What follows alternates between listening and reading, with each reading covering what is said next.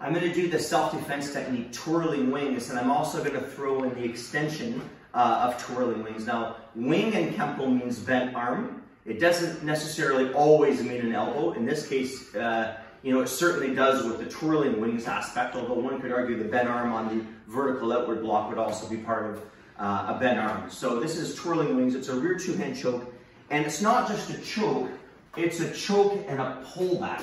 Yeah, this effect. Now, one thing that we often neglect in Kenpo, this kind of comes from Jiu-Jitsu, is we usually have our neck, as Hickson Gracie would say, like a goose. So when he squeezes for real, yeah, it's very difficult to pull off the move. One could say, well, you're not just going to stand there, you're going to react. But one thing that's really, really important is to have a stiff neck. Okay? Sometimes we call it an alligator neck, where he chokes. Choke tight, choke tight, choke, choke, choke, choke. I'm good.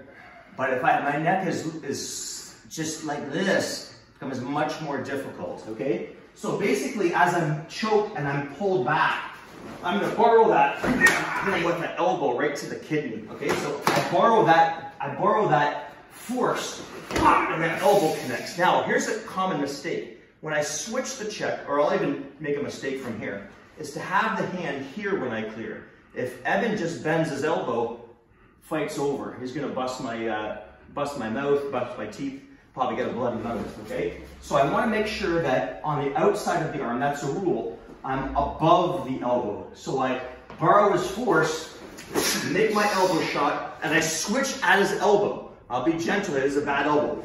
That elbow's gonna connect. Now, if he happens to turn back in, I poke him in the eye, and I come back with an elbow. Then I buck him and I hammer the groin. I make sure my head, I'm aware of his head by checking with my right hand. I take my left knee, I'm right in the inner knee. And then as I step, stiff leg raise, and my back knuckle will connect at the end. Now for people who are shorter like me, I might not knee, I might just sweep the leg. It works just as effective, okay? So we try it again, we're choked and we're pulled back.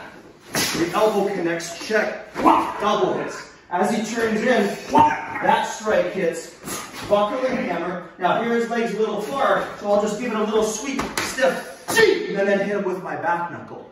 So this becomes my twirling wings. All right, we'll do it one last time. So I'm being choked. Yes, we could pin.